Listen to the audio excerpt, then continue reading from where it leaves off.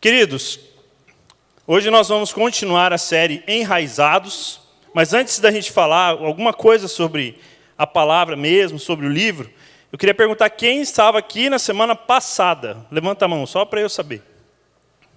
Legal, muito bem. Então, só para quem ainda não se inteirou saber, nós estamos trabalhando esse mês no livro Enraizado, do Benny Lipscher. É um livro muito bom. O Yuri já falou um pouquinho sobre o livro, mas se você quiser saber mais, a gente vai falar um pouquinho mais hoje, mais 3 capítulos sobre ele. O Yuri já falou os 3 primeiros, eu vou dar continuidade. Para você que não conhece quem é Benny Lipscher, ele foi o fundador do Jesus Culture, que é uma conferência que acontece de evangelismo, já aconteceu vários anos, na década de 90, continuou acontecendo, e hoje ele e a sua esposa são pastores da igreja Jesus Culture Church, em Sacramento, na Califórnia. O Benny Lipscher começou na Bethel Church, ele começou sendo líder lá na Califórnia mesmo. Inclusive, ele fala bastante no livro sobre o Bill Johnson, que é o pastor titular, presidente da Bethel Church em Califórnia. Então, ele já é um ministro, já é um pastor e escritor muito bem reconhecido. Então, o livro é muito bom porque conta as experiências que ele teve com Deus durante todos esses anos, não só no movimento de evangelismo que eles fizeram, mas também como pastor, e cuidando de vidas e se envolvendo no reino também. Então, a gente vai começar fazendo um recap da parte 1. O Yuri usou esse texto, que fica lá em João 15:5. Ele falou um pouquinho sobre o texto da videira. Então, eu vou ler rapidamente. Eu sou a videira e vocês são os ramos. Quem está unido comigo e eu com ele, esse dá muito fruto, porque sem mim vocês não podem fazer nada. E no versículo 16, no mesmo capítulo, diz assim: não foram vocês que me escolheram. Pelo contrário, fui eu que os escolhi para que vão e deem fruto, e que esse fruto não se perca. Isso a fim de que o Pai lhes dê tudo o que pedirem em meu nome. Então, você que estava aqui semana passada, você pode fazer as suas anotações, e pegar algumas coisas, mas, para facilitar, eu vou compartilhar com vocês algumas coisas que eu recebi, que eu entendi da palavra. Então, nós precisamos ter raízes profundas para poder caminhar, crescendo nesse relacionamento com Deus e sendo usado por Deus, onde nós estivermos. A raiz ela é fundamental para que você desenvolva o seu crescimento. E o Yuri falou mais ou menos sobre isso. Primeira coisa, regar minha vida no secreto. Isso quer dizer o quê? Que você precisa buscar a Deus sozinho, no seu tempo a sós. Você precisa, no oculto, conhecer a voz de Deus.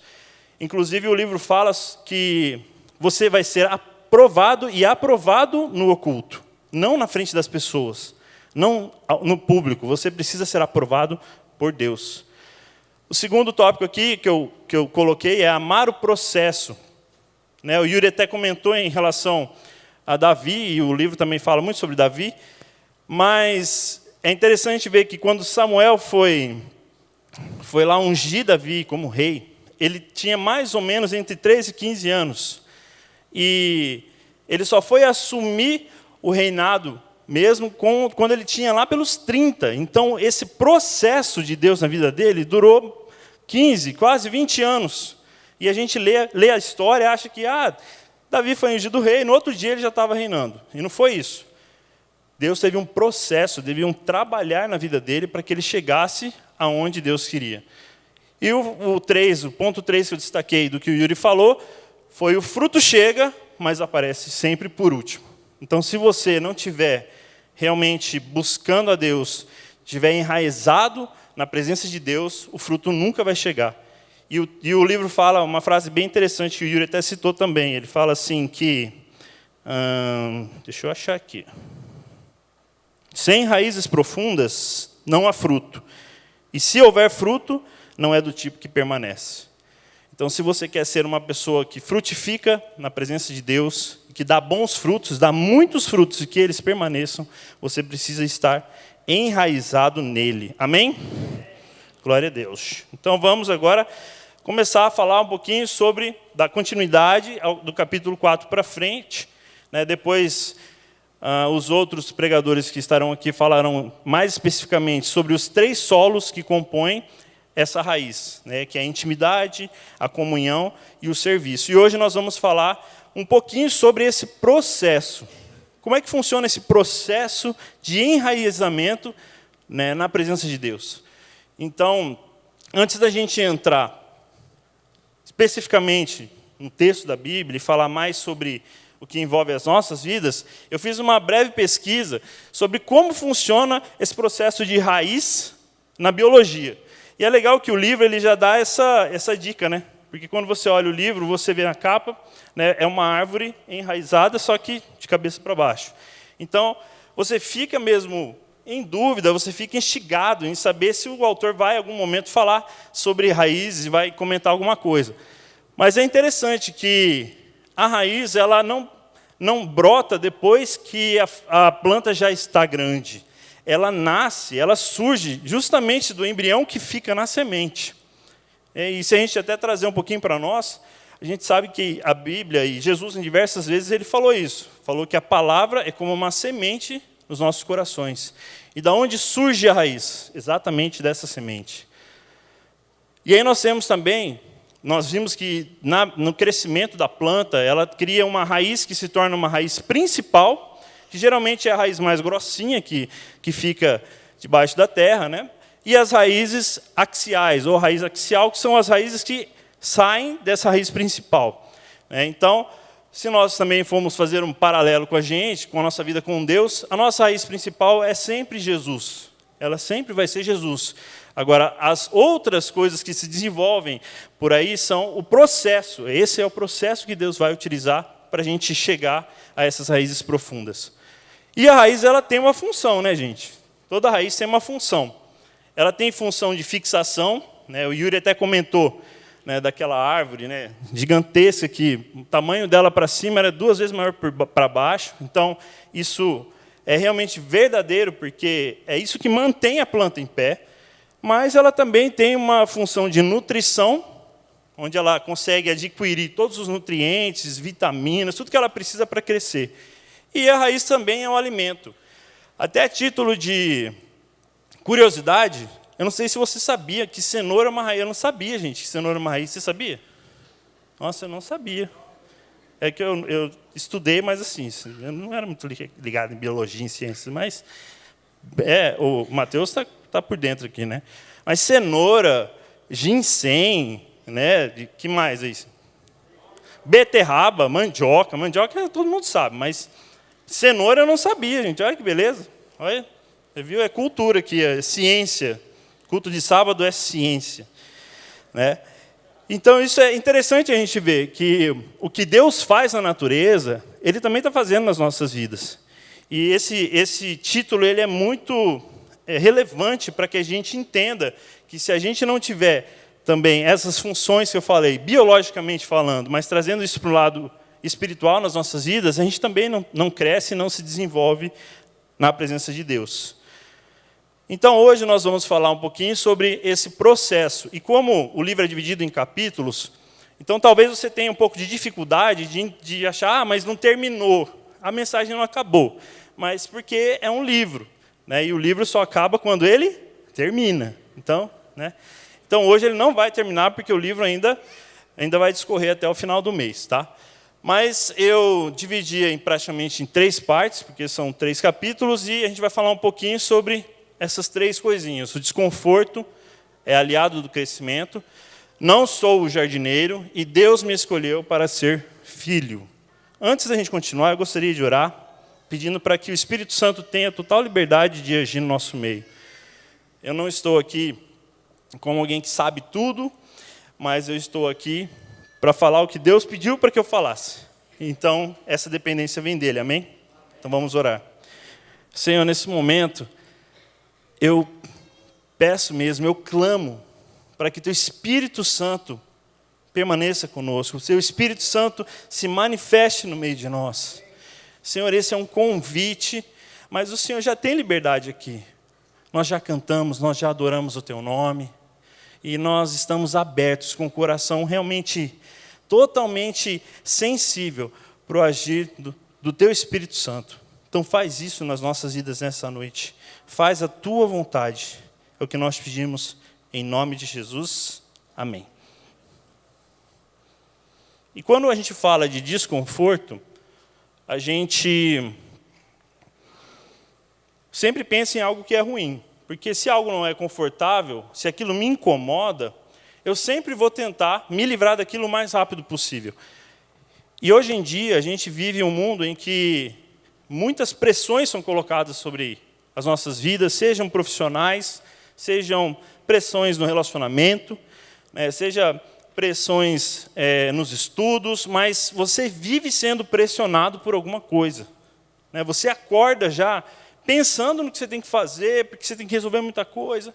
Então, essa pressão ela acaba gerando um medo e uma ansiedade que cria um desconforto geral nas nossas vidas.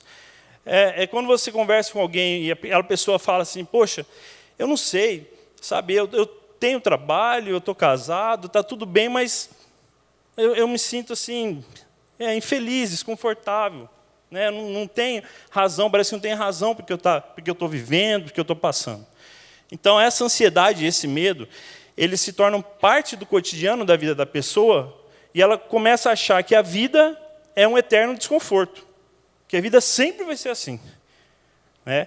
E a gente fica com esse sentimento de urgência sempre. Eu não sei se isso acontece com vocês, mas eu sempre, olhando na minha lista lá, sempre tem coisa que é urgente para ser resolvida, e passa dia, vai dia, sempre tem coisa mais urgente para resolver, e parece que nunca acaba.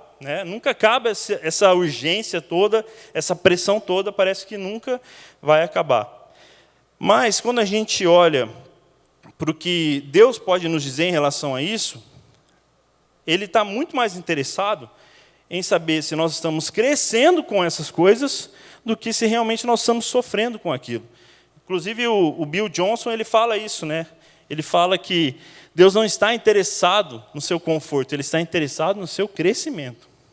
Se fosse para ser confortável, a Bíblia teria falado diferente. A porta não seria estreita, seria bem larga, espaçosa. No mundo não tereis aflições, no mundo tereis guloseimas. Olha que beleza. Então, o texto seria completamente diferente. Mas Deus não está interessado em saber se está sendo confortável nós passarmos por um deserto ou por uma luta. Ele está interessado em saber se você está crescendo com aquilo, se você vai passar por aquilo e você vai desenvolver mais fé, se você vai fortalecer a sua fé, você vai aprender que você precisa descansar nele. Então, esse é o propósito de Deus durante as lutas e durante as tribulações.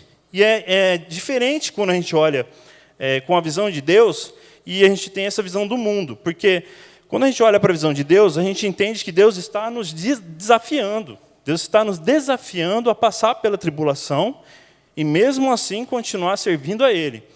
Agora, o mundo e o diabo, eles só geram lutas desnecessárias. São coisas que nos desgastam, são coisas que nos desanimam. Então, a gente não pode olhar para esse tipo de situação com essa visão, mas sim olhando e pedindo para que Deus nos dê esse discernimento de entender que nós estamos passando por algo. Nós não vamos permanecer ali. Nós estamos passando por aquela situação. E o livro cita esse texto que é muito legal, é maravilhoso ver o relacionamento de Jesus e os discípulos. E eu vou ler rapidinho para a gente poder entender como que a gente pode viver um nível de fé e descanso na presença de Deus, mesmo em meio à tempestade. Então, o texto de Marcos 4, 35 e 40 fala assim: naquele dia, de tardinha, Jesus disse aos discípulos: vamos para o outro lado do lago. Então, eles deixaram o povo ali, subiram no barco em que Jesus estava e foram com ele. E outros barcos os acompanharam. De repente, começou a soprar um vento muito forte e as ondas arrebentavam com tanta força em cima do barco que ele já estava ficando cheio d'água. Jesus estava dormindo na parte de trás do barco, com a cabeça numa almofada. Então os discípulos o acordaram e disseram: Mestre, nós vamos morrer. O Senhor não se importa com isso. Então ele se levantou, falou duro com o vento e disse ao lago: silêncio, fique quieto. O vento parou e tudo ficou calmo. Aí ele perguntou: por que é que vocês são assim tão medrosos? Vocês ainda não têm fé? Incrível esse texto, né, gente? Quando eu fui parar para ler e reler e pedir para que Deus falasse comigo um pouco sobre isso, eu viajei um pouco no tempo, né? E naquele túnel do tempo, a gente viajou e eu fui parar lá com eles. Falei: deixa eu me imaginar nessa mesma situação, o que poderia acontecer.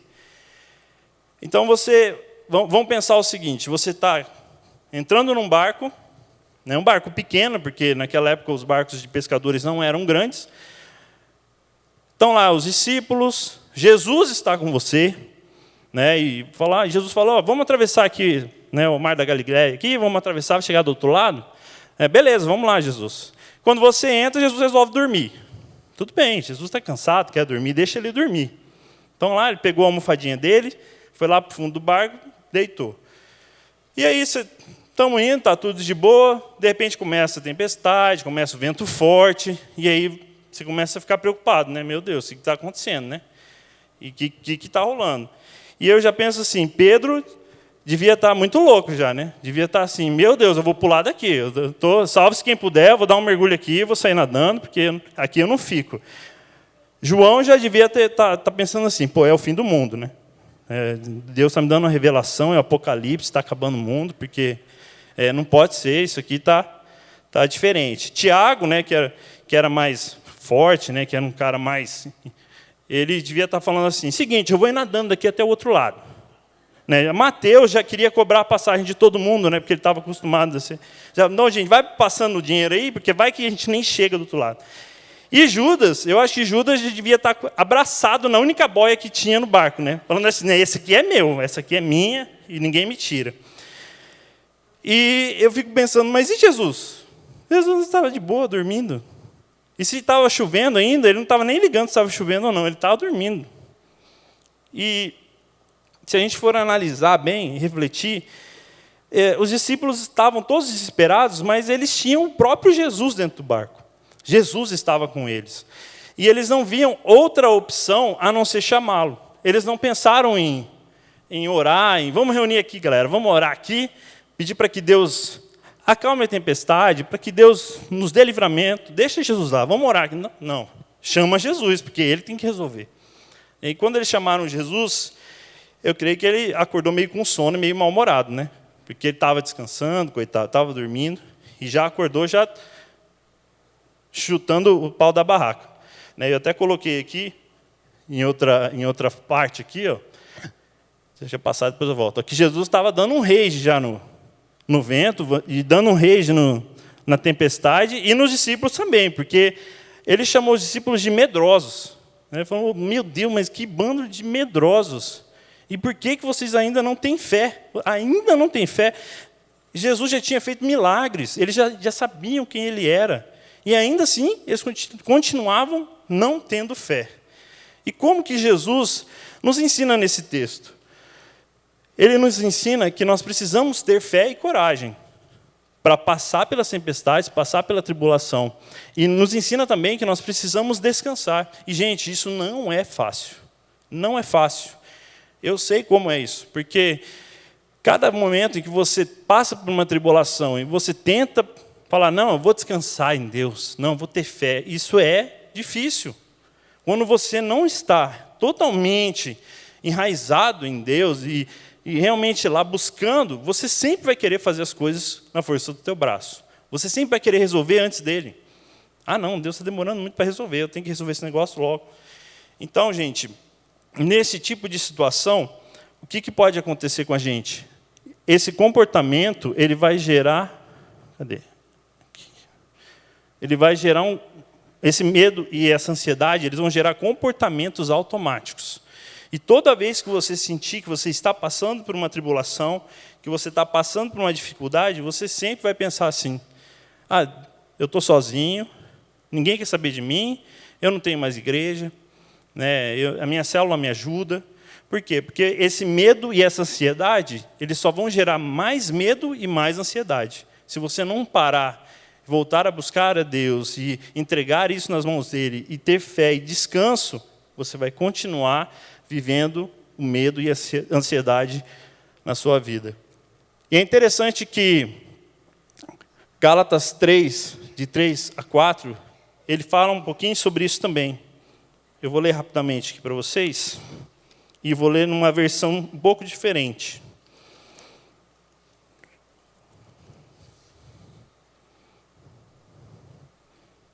Cadê, rapaz? Hoje achei. Apenas pessoas loucas poderiam pensar que é possível completar, por esforço próprio, aquilo que foi iniciado por Deus. Será que tudo que vocês sofreram foi inútil? Isso não pode ser possível. Tomem cuidado, vocês podem perder tudo que alcançaram. Então, quando a gente se coloca na frente de Deus e quer resolver as situações, mesmo sabendo que foi Ele quem começou a obra e Ele vai terminar, a gente pode botar tudo a perder, porque não tem essa fé e essa confiança em descansar em Deus. Infelizmente, a maioria das vezes é isso que nós fazemos. A maioria das vezes a gente tenta resolver as coisas na nossa própria força. E o Ben Lipscher, ele fala isso. Se Deus constrói a casa, é Ele quem a sustenta. Se Ele abre a porta, é Ele quem a mantém aberta. Então, por que a gente tenta continuar fazendo as mesmas coisas? Então, o que depende de nós, o que depende de mim, depende de permanecer nele. Por isso, nós precisamos estar enraizados em Cristo. Amém? E aí entra um outro aspecto do processo, que é o fato da gente achar que nós somos alguma coisa, que nós temos a habilidade de fazer alguma coisa. Como eu acabei de falar, a gente tenta resolver as coisas, resolver as situações, mas a gente não foi feito para isso. A gente foi feito para descansar, ter fé e descansar. E existem duas verdades sobre essas habilidades que nós desenvolvemos. A primeira é que a nossa responsabilidade é seguir a Cristo. Então, a minha responsabilidade não é ser uma pessoa que resolve todos os problemas da minha vida, né? Não é ser alguém que vai ter resposta para todas as coisas ou todas as situações. A minha responsabilidade é seguir a Cristo. Então, eu tenho essa responsabilidade não só como cristão, mas eu tenho essa responsabilidade como pai, como marido, como filho, na minha profissão.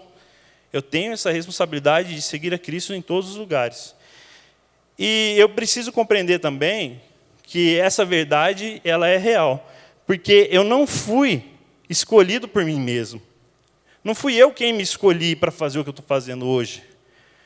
Foi o próprio Jesus, foi o próprio Deus que te colocou onde você está.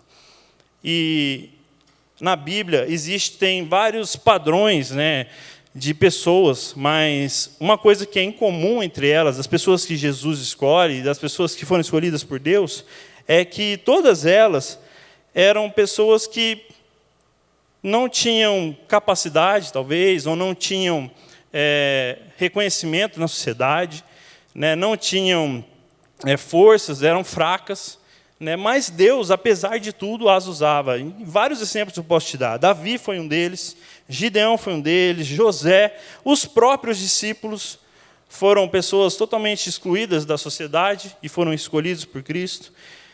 E é interessante a gente parar para pensar nisso, porque muitas vezes a gente acha que a nossa fraqueza nos limita de fazer alguma coisa. Porque eu não sei fazer aquilo, ou porque eu não sou forte o suficiente. Mas o que Deus está nos mostrando é que Ele usa pessoas fracas. Ele usa pessoas que não têm capacidade, pessoas que não têm habilidade, porque foi Ele que escolheu. E vamos lembrar um pouquinho aqui de dois textos. O primeiro, João 15, que nós lemos no começo, que fala: vocês não me escolheram, mas eu escolhi para que deem fruto. Então, nós somos escolhidos pelo próprio Cristo. Foi Ele quem te escolheu. E o outro texto, que fica em 1 Coríntios 1, 26, ele fala mais forte ainda conosco, porque ele fala que Deus escolheu as coisas loucas deste mundo para se confrontar com os sábios, as coisas loucas para confrontar sábios e poderosos. Deixa eu ler aqui para vocês ficarem mais claro ainda. Agora, meus irmãos, lembre do que vocês eram quando Deus os chamou. Do ponto de vista humano, poucos de vocês eram sábios ou poderosos ou de famílias importantes. Porém, para envergonhar os sábios, Deus escolheu aquilo que o mundo acha que é loucura. E para envergonhar os poderosos, Ele escolheu o que o mundo acha fraco. Para destruir o que o mundo pensa que é importante, Deus escolheu aquilo que o mundo despreza, acha humilde e diz que não tem valor.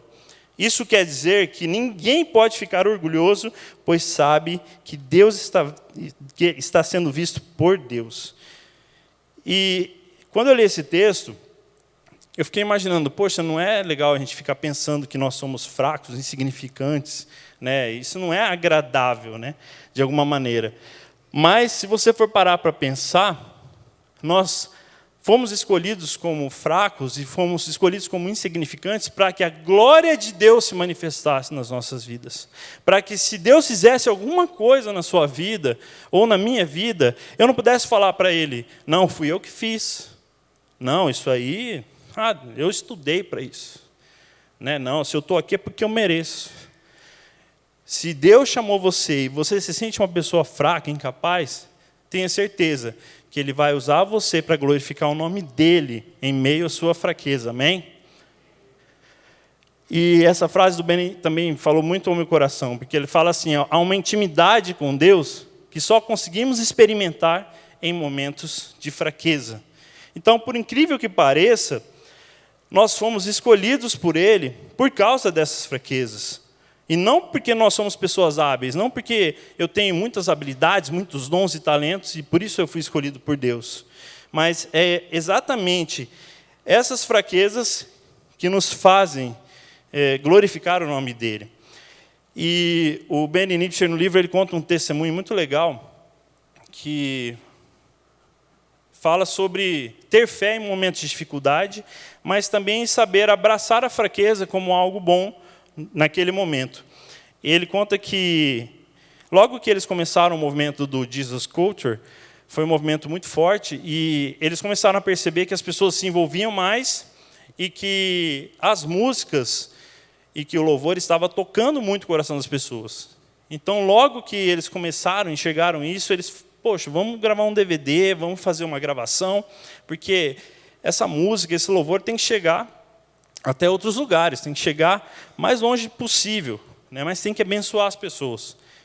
E eles fizeram um evento, que não foi muito grande, foi um evento mais local, e envolveu aí mais ou menos umas 3.000 pessoas. Então, foi um evento aberto, não só da igreja, mas que realmente foi um evento bem sucedido para eles, naquele momento. Foram 3.000 pessoas, e eles fizeram a gravação de CD, foi uma bênção, foi o primeiro CD, e beleza. Quando eles se reuniram durante a semana, a equipe toda, eles se perguntaram, poxa, mas e aí? O que a gente faz agora? Né?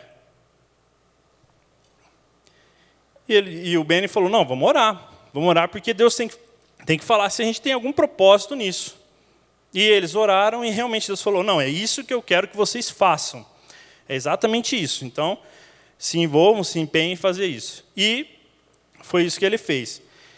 Então, tendo muita fé e estando na presença de Deus, eles resolveram fazer um evento muito maior, de sair de 13.000, um evento aberto para 3.000 pessoas, para um evento de 15.000 pessoas.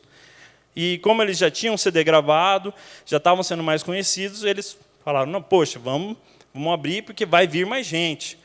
E aí eles aproveitaram, né, juntaram algumas câmeras, aproveitaram, os próprios membros tinham um equipamento, e vamos gravar um DVD junto, então. E beleza. Começaram a trabalhar, começaram a se envolver, montaram toda a estrutura, e chegou no dia. Chegou no dia, em vez de 15.000, apareceram 3.000 pessoas. E ele disse que, enquanto ele estava lá dentro, enquanto ele estava sentindo a presença de Deus e vendo aquelas pessoas se derramando na presença de Deus, ele tinha certeza que Deus queria que eles fizessem aquilo. Mas quando ele viu que o evento não foi um sucesso, como deveria ser, ele se questionou e foi para a presença de Deus. E é muito interessante o que Deus disse para ele, Porque, não sei se isso também acontece com você, mas a gente às vezes busca Deus para buscar as respostas óbvias, né? A gente acha que Deus vai nos dar sempre respostas óbvias. Vai falar sim ou não, vai falar, estou contigo, te abençoo, né? E foi exatamente isso que ele estava achando. E quando ele chegou na presença de Deus, Deus não falou nada para ele. Deus falou, olha, a resposta que você quer eu não vou te dar. E na hora ele ficou pensando, poxa, mas e aí, Deus? A gente para, a gente continua? Ele falou, a resposta que você quer eu não vou te dar. E ele disse que ele chegou na equipe, ele falou isso também, todo mundo ficou meio confuso. E eles oraram mais um tempo e ele compreendeu que o que Deus queria, na verdade, era que ele experimentasse um nível de fé e de descanso muito maior do que ele já tinha vivido. Então, gente, acho que o que Deus quer quando a gente está passando por uma dificuldade ou passando por uma tribulação, né, ou quando você se sente totalmente fracassado naquilo que você fez, não é falar para você assim, ó, desiste porque isso aí não vai dar certo, sabe? Desiste que a sua vida não está dando certo. O que ele está querendo dizer é que continue, dizendo para você, continue, porque eu quero te levar a níveis maiores de fé, a níveis maiores de descanso. Há momentos de intimidade que você não teria se tudo estivesse bem. Mas, por causa disso, você pode experimentar uma vida muito mais abundante em Deus. Amém? E o livro também fala, né, um pouco sobre Davi, e ele coloca que Davi sempre soube disso, porque o próprio Salmo diz, né, ainda que eu ande pelo vale da sombra da morte, eu não temerei mal algum, porque tu estás comigo. Então, Davi, em todos os momentos da sua vida, ele sabia que, independente dos erros que ele tinha, independente das falhas que ele teve, independente das dificuldades que ele estava passando, Deus sempre estaria com ele. E a gente precisa compreender que nós não temos a habilidade para fazer esse tipo de coisa, nós não temos habilidade para nos levar a um nível maior de fé, para nos deixar mesmo descansar em Deus, mas é o próprio Jesus que habita em nós, nos leva a esses momentos, nos leva a esse crescimento. E o jardineiro sempre vai ser Ele. Não adianta a gente tentar pegar as coisas para nós, não adianta a gente pegar o trabalho, a força pelo nosso braço, achar que nós vamos construir, nós vamos fazer, mas saiba que sempre é Ele quem está no controle. Nós devemos ser apenas servos, precisamos aprender a confiar em quem cuida de nós, quem cuida de você, quem cuida de mim.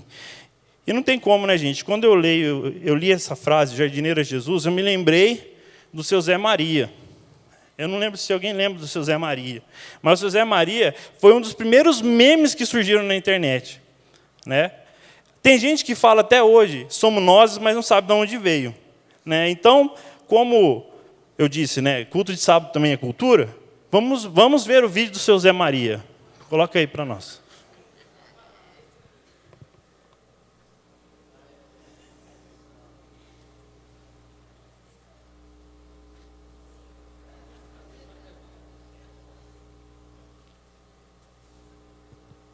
O jardineiro é Jesus, e as árvores somos nós. Somos nós.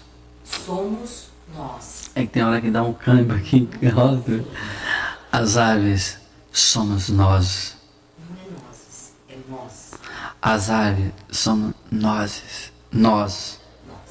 As árvores somos nós. As árvores As árvores somos nós. Nós. Vamos devagarinho que Vamos. a gente consegue. Olha, eu vou falar uma vez só a frase inteira para gravar na tua memória.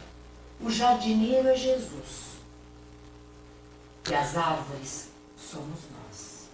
O jardineiro é Jesus, e as árvores somos nós. E as árvores E as árvores. Fugiu aqui. O jardineiro é Jesus, e as árvores. Já tá enrolando tudo, calma. Fala assim, e as árvores? Calma. O jardineiro é Jesus, e as árvores somos nós. Ela fala, e as árvores, você fala, e as árvores. Tá. Ela fala, somos, você fala, somos. Mas se você falar junto, ela não dá para entender. Entendi. E as árvores, E as árvores. e as árvores, E as árvores. Árvores. Árvores. E as árvores. olha, se você inventar Árvores. olha, as árvores, As árvores. isso, Zé, olha, e as árvores, E as árvores. Peguei. Somos nós. Somos nós. Pronto, já tenho. Somos nós. nós. Aí, uma salva de palmas para o seu Zé Maria. Rapaz, olha, eu me lembro que a gente deu muita risada também na época, mas isso já fazem 11 anos. Né? Olha o legado que o Zé Maria deixou para a internet, para os memes da internet. Não, gente, ele já tem CD gravado depois disso. Tem uma música, O Jardineiro é Jesus e as árvores somos nós. Você pode procurar, tem um clipe oficial dessa música aí. Mas que nós possamos ser assim também, né? Deixar esse legado, né, tão bom aí na vida de outras pessoas. Finalizando, gente, Deus nos chamou para nós sermos filhos. Né? E quando você fala de filho, logo vem à mente a questão do pai. E eu sempre me perguntei isso, o que é ser pai? Né? A gente imagina que pai é muito massa, né? Você vai ter um guri para você fazer de tudo com ele, você vai ensinar tudo para ele, ele vai ser um mini comando em ação, né? Você vai brincar e tal, mas depois você descobre que você vira isso aí, ó, um The Walking Dead. Né? Porque filho dá trabalho, ele não dorme à noite, ele te invade no meio da cama, né? E assim vai. Não, estou incentivando vocês, tá? Não estou. A filha é uma bênção, graças a Deus. Mas desde a minha época de adolescente, eu sempre coloquei na minha cabeça que eu só entenderia o amor de Deus pela minha vida se eu fosse pai. Porque uma coisa é você entender ser filho, você receber amor como filho. Outra coisa é você dar amor, né, e como um pai, você dar a sua vida como um pai. E o próprio Benny, ele falou que ele tinha essas perguntas, né, em relação a, poxa, como é que eu vou me sentir, será, quando eu tiver um filho? Será que o meu relacionamento com Deus vai melhorar? Será que eu vou entender de uma vez por todas como Deus me ama?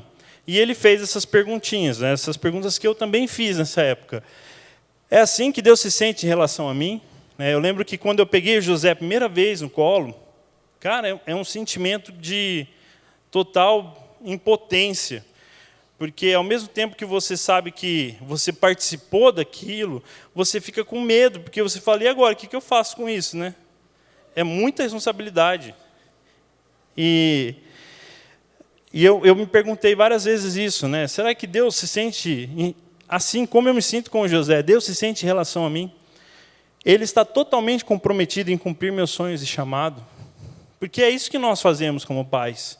A gente muda completamente os nossos objetivos quando nós somos casados, mas não temos filhos. Né? Até, para vocês saberem, quem é casado e não tem filho, no meio dos casados com filho, vocês são chamados de casados solteiros.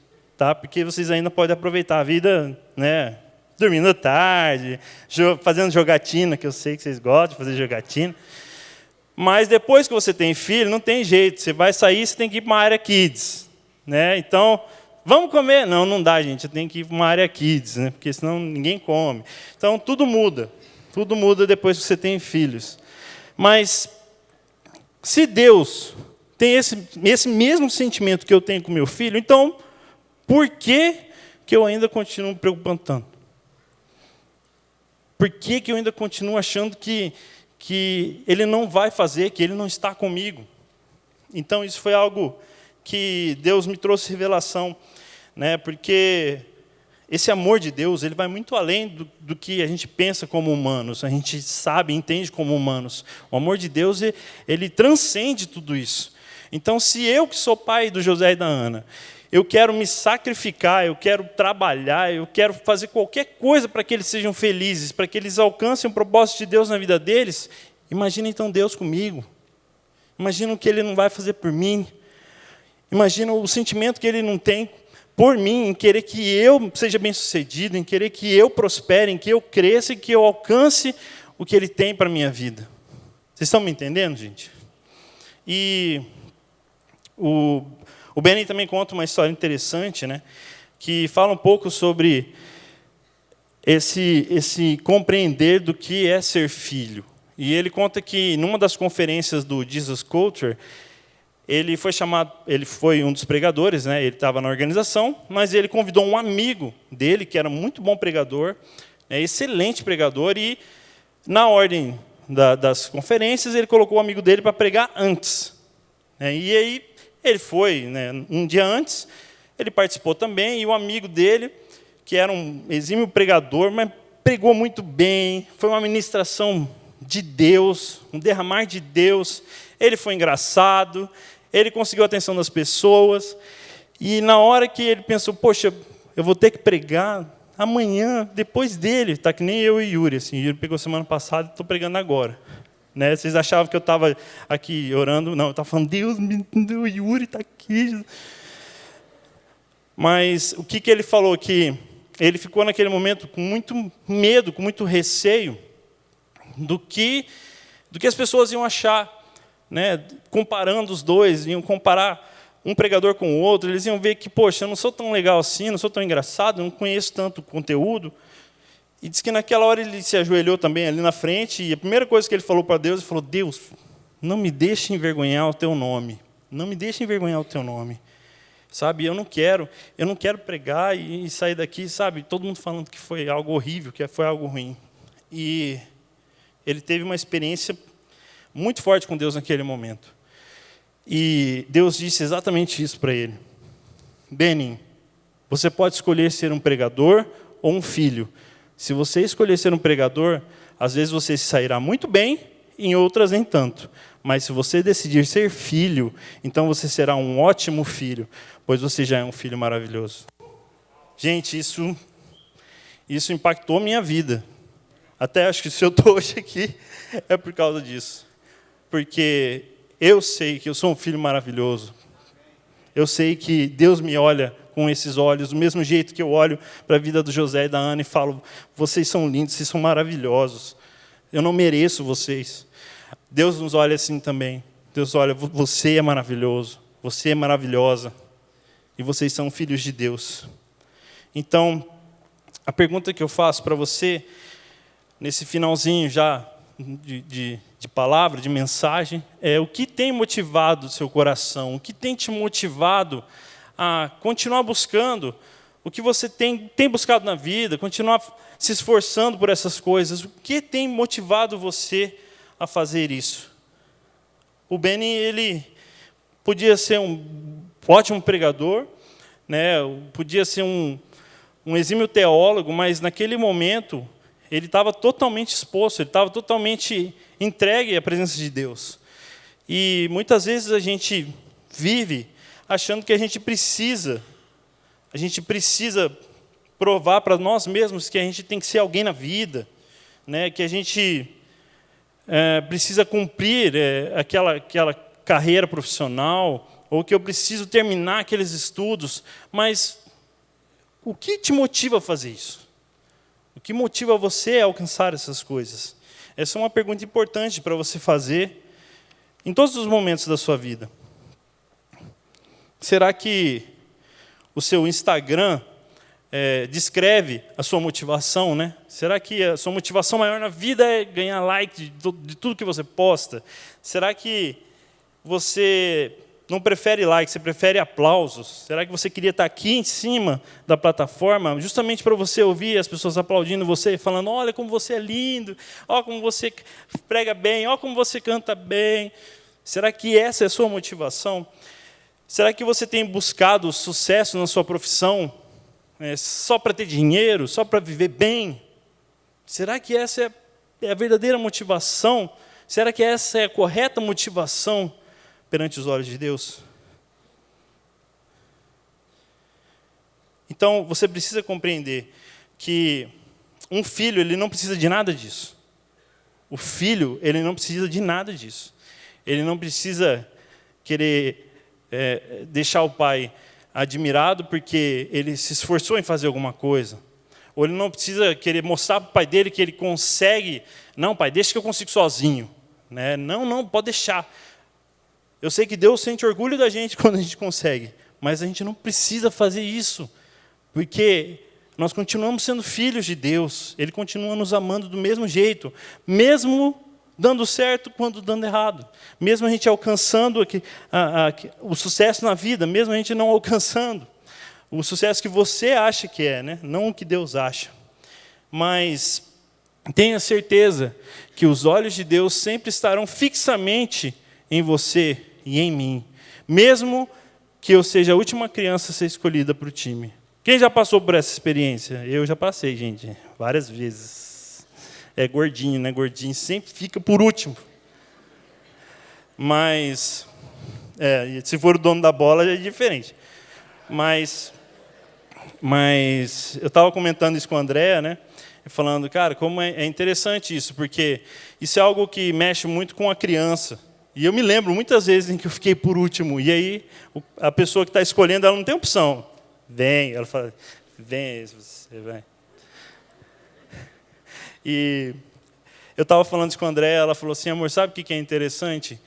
Que mesmo que a gente seja escolhido para ir para um time que a gente não quer, a gente sabe que ainda assim Deus está ali conosco. Deus vai falar assim, não, pode deixar, eu te quero aqui nesse time. Eu estou aqui com você, eu estou aqui com você nesse time, eu vou fazer você prosperar nesse time. Então, independente se nós somos os últimos, né, a ser chamados, Deus sempre estará conosco. E essa questão de enxergar Deus com esses olhos, ela também passa por um filtro de filhos, né, mas muito mais do que saber que nós somos filhos, nós somos amados por Deus. E esse amor, ele é um amor sobrenatural. A gente comentando também, eu lembro que a primeira vez que nós vimos o José e a Ana apresentarem, né, a gente viu eles dançarem, e aí você fica totalmente hipnotizado do que eles estão fazendo. Vocês que já são pais, vocês sabem disso. E vocês que vão ser, vocês vão saber disso. Vocês vão ver. Que o seu filho pode estar aqui, não está dançando tudo errado. Pode estar fazendo nada, mas você está filmando, está lá achando ele lindo, maravilhoso. Nem está dando bola para os outros que estão dançando bem. Mas o seu filho está apresentando, é o seu filho. Eu me lembro de uma situação que nós fomos numa conferência e a minha sobrinha, já pequenininha ainda, ela foi apresentar lá na frente e ela chegou lá na hora de apresentar com as crianças a música, ela simplesmente chegou e parou e ficou parada. A música tocando, as gurizadinhas tudo... E a gente lá, né, a Andréa lá na frente, fazendo a coreografia já para ela fazer, e ela... Aí, terminando o culto, tal, a mensagem, a programação, a gente chamou ela e falou, mas que é isso, menina? O que você fez? Você não fez nada, você ficou parada. Aí ela falou, porque eu era a pedra. Então, como pedra, ela foi muito bem, né? Mas a mãe dela estava com a gente, né, minha cunhada, ela estava achando lindo, maravilhoso. Mesmo ela estando parada, com pedra, ela era linda. Né? Ela estava fazendo uma apresentação maravilhosa.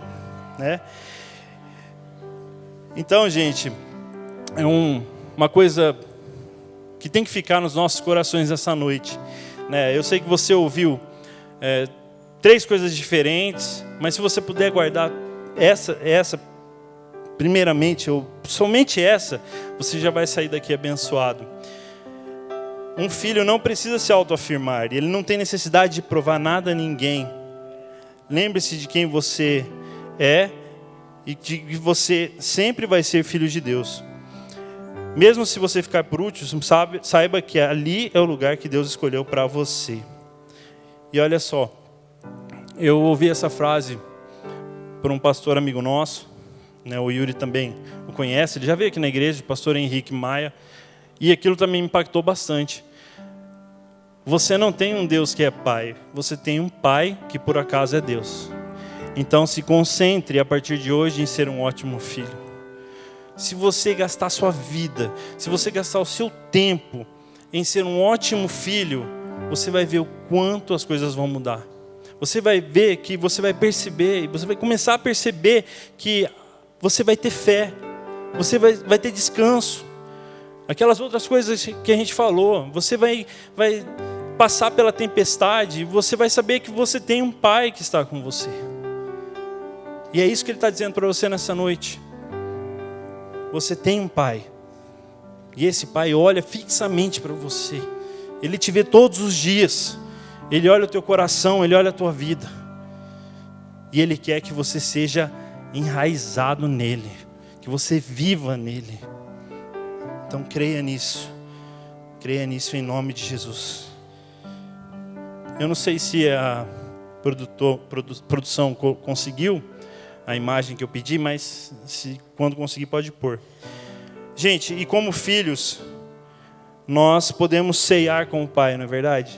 Nós podemos ceiar na casa do Pai. Olha aí, eu pedi para a produção colocar essa imagem, porque eu creio que a face desse animal, né, o leão, a expressão dele é a que mais me lembra Deus nesses momentos. Quando você olha para o rosto, para a face de um leão, você sabe que ninguém vai encarar esse cara. Ninguém. Ele pode estar com um olhar sereno, mas ele está prontinho para te atacar. Na verdade. Então tenha certeza que o seu pai, ele está olhando assim. Está olhando assim para as suas dificuldades. Está olhando assim para as suas lutas. Ele está olhando assim para você. Em alguns momentos, né? Mas esse é o seu pai. Ele é seu pai. Jesus foi descrito na palavra de Deus como o leão da tribo de Judá. Por que ele foi descrito assim? Porque ele é filho desse cara. Ele é filho de Deus. E ele tem a imagem e semelhança dele. E quem mais tem a imagem e semelhança dele? Nós. Então tenha certeza que o que Deus quer fazer na sua vida hoje é te relembrar que você é um filho amado dele. Amém? Então, enquanto nós vamos tocar aqui, a galera vai tocar, o pessoal vai distribuir os elementos e nós vamos ler a palavra e ceiar com ele nessa noite. Amém.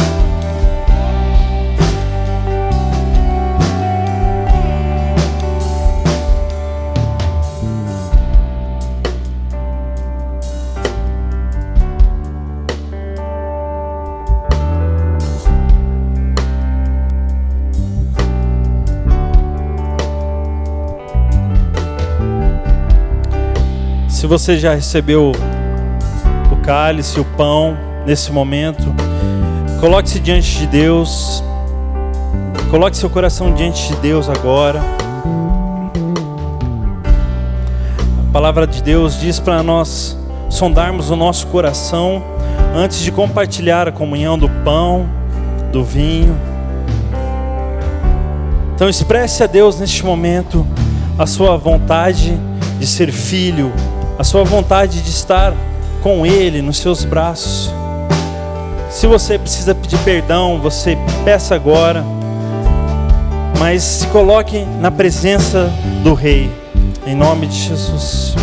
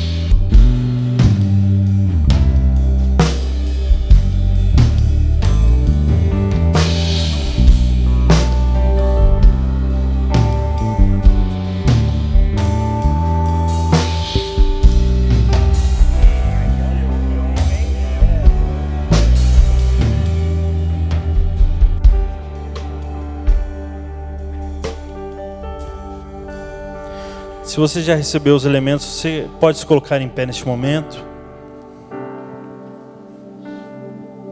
A palavra de Deus diz em Marcos capítulo 14, versículo 22. E enquanto comiam, tomou Jesus um pão e abençoando, partiu-lhes, deu dizendo: tomai isto que é o meu corpo.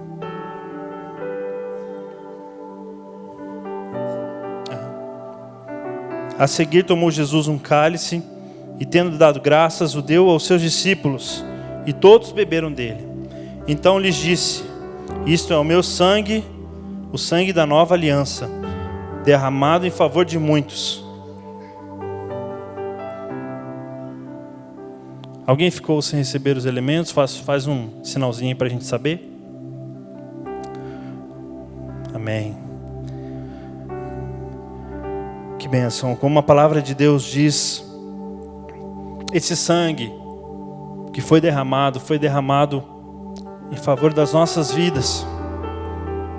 Foi o sacrifício que Jesus fez, que nos faz hoje estar aqui, que nos dá a liberdade de estarmos aqui hoje, porque nós não somos mais condenados pelos nossos erros, pelas nossas falhas, pelos nossos pecados, mas o sangue dele, o sangue da nova aliança, nos purifica de todo pecado, nos liberta de todo mal.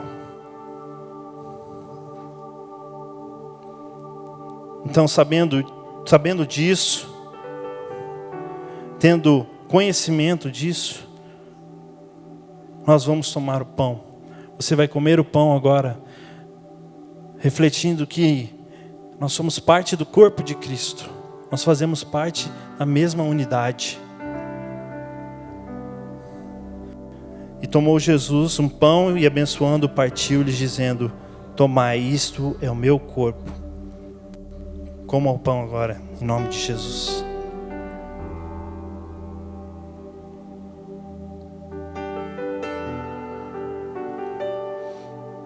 E como corpo de Cristo, unidos e em unidade, eu gostaria que agora você praticasse isso. E como nós estamos aqui em redes diferentes, eu gostaria que você trocasse o seu cálice com uma pessoa que não é da sua rede ou não é da sua célula, e você falasse para ela: somos um em Cristo Jesus. Declare isso.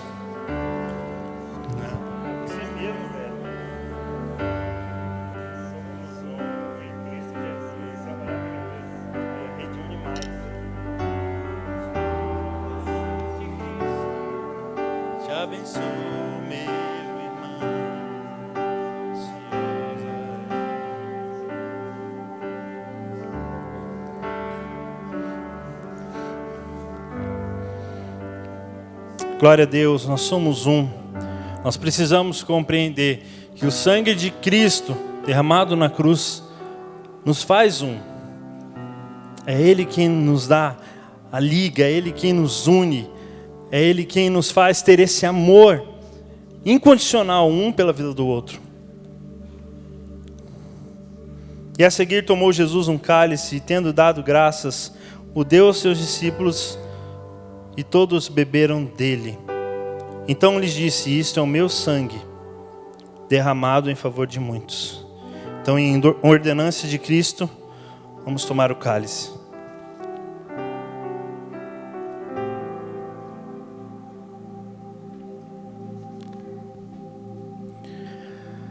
Senhor Jesus, nós queremos te agradecer neste momento. Nós queremos dar graças a Ti, porque o Senhor nos deu tudo. O Senhor deu tudo de si para que hoje nós pudéssemos ter tudo. Nós te agradecemos porque hoje nós compreendemos com mais profundidade o que é ser filho de Deus.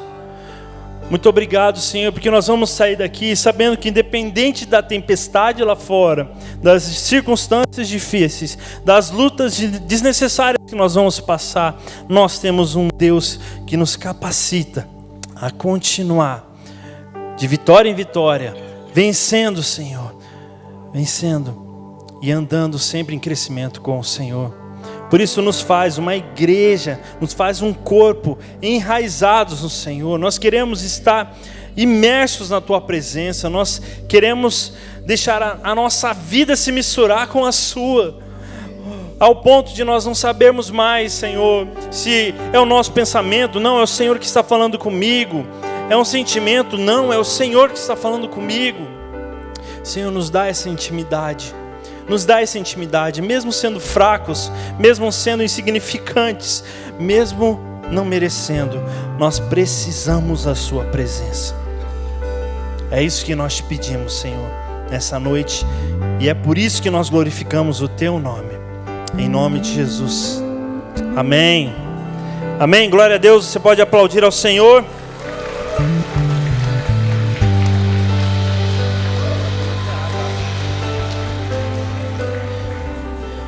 E que você possa ir na graça e na paz do nosso Senhor Jesus. Que essa semana seja uma semana de bênçãos e vitórias na sua vida.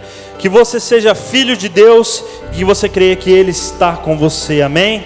Vai na graça e na paz do nosso Senhor Jesus. Amém?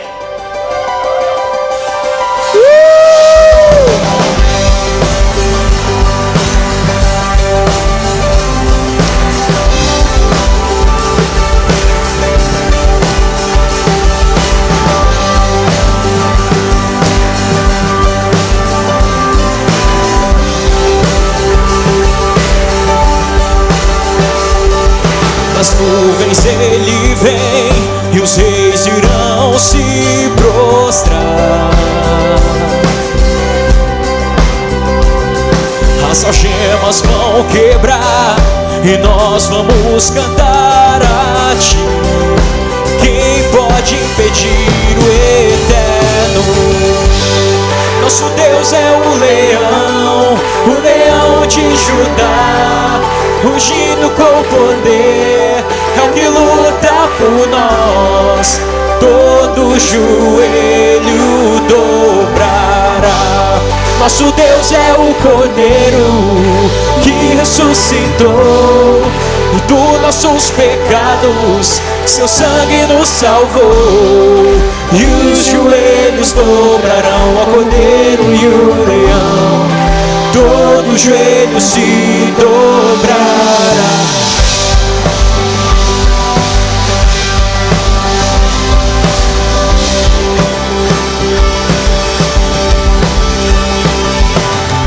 Abram os portões, preparem o caminho ao Rei.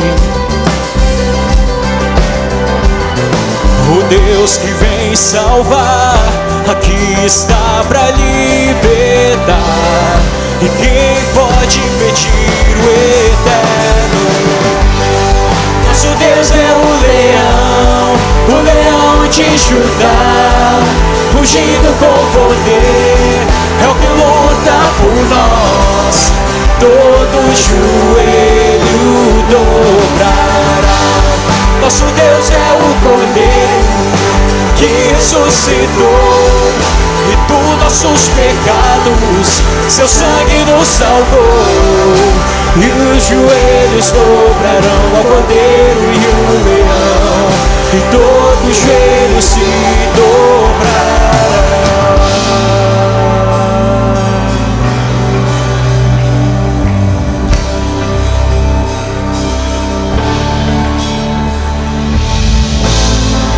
Quem pode impedir o eterno?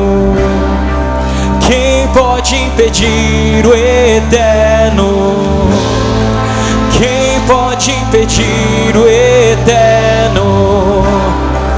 Quem pode impedir o eterno? Quem pode impedir o eterno? Quem pode impedir o eterno? Quem pode impedir o eterno? E quem pode impedir?